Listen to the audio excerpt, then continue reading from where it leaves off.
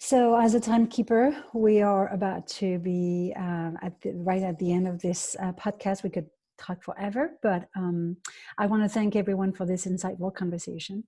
And I'd like to end this discussion the way it began, with a tour de table. So, one of the promise of this podcast is that there's too much talking and not enough doing.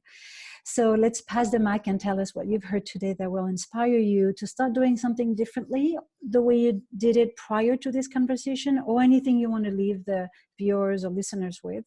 And I'll start by sharing my own takeaways to give you guys a moment to collect your thoughts. I really enjoyed this discussion.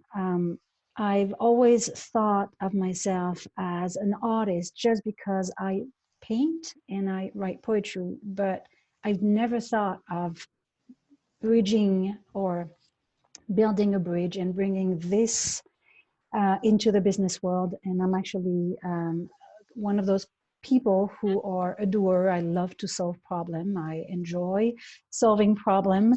But as I look back on this conversation, I understand that and I've always been a big fan of co-creation. And I think that's my way of building the bridge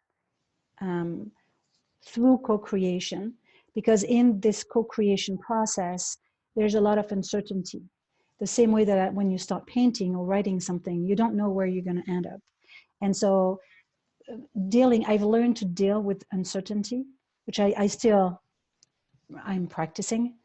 But I think that gives me a new light of going deeper into this co-creation with my team and other people that I work with. I do want to explore more something that I've learned about pre-nostalgia. I think that's an interesting idea.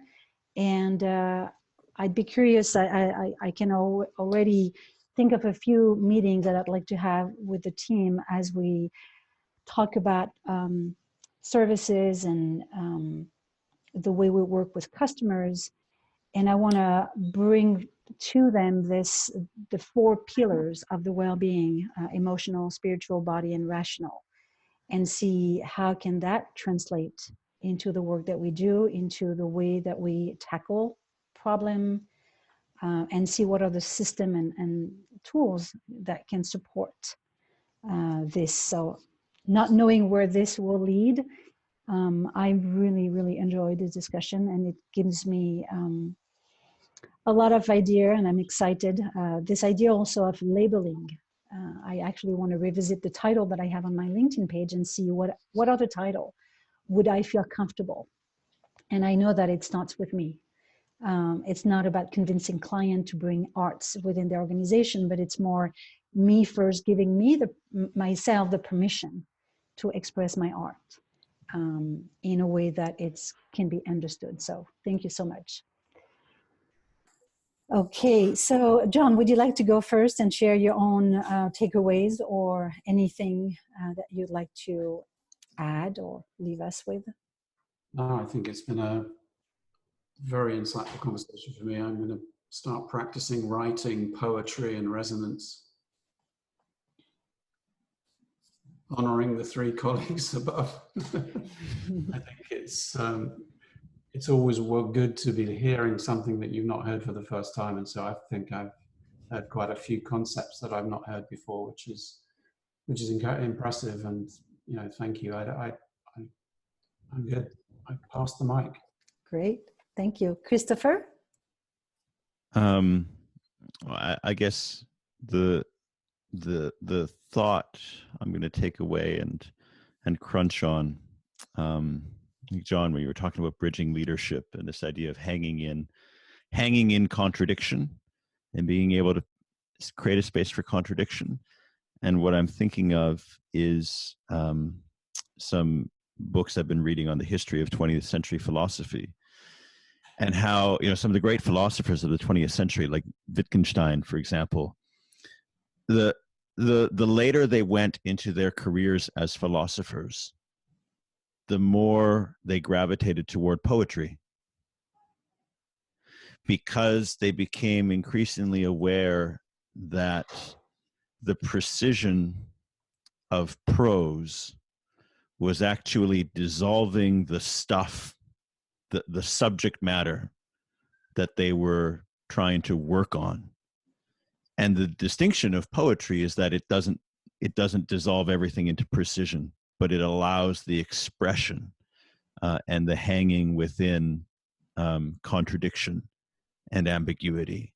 And so I just find it so interesting that, you know, for many different walks of life and perspectives, there is, I think, at a certain level of seriousness, of concentration, one arrives at a similar destination, which is that there is this artistic element to reality, and without the kind of artist's toolkit, we can't engage it.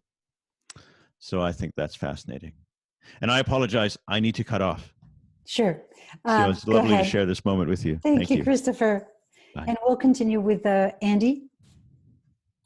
Thanks. You know, what I really enjoyed most about today's discussion is the reminder of how immensely productive it is to, especially when one is feeling constrained and stuck in any way.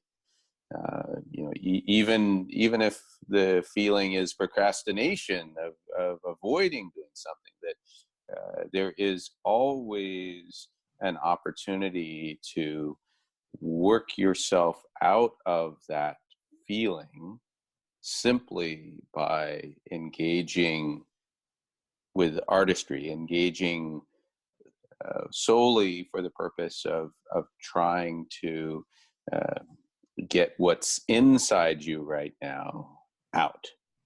And I think that's underrated as a way of problem solving. We're so used to this myth of, you know, we can think rationally, even though, you know, all the evidence is that what we do is we act on emotion, and then we choose something that we ultimately can rationalize, right? That's where all the evidence is. And the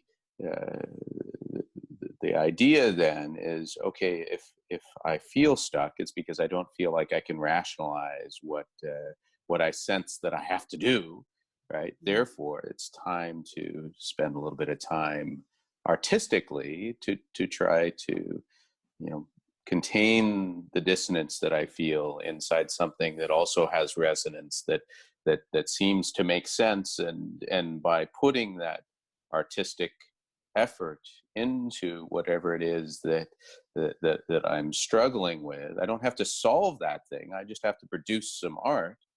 That the nice side effect is that it's going to help get me unstuck.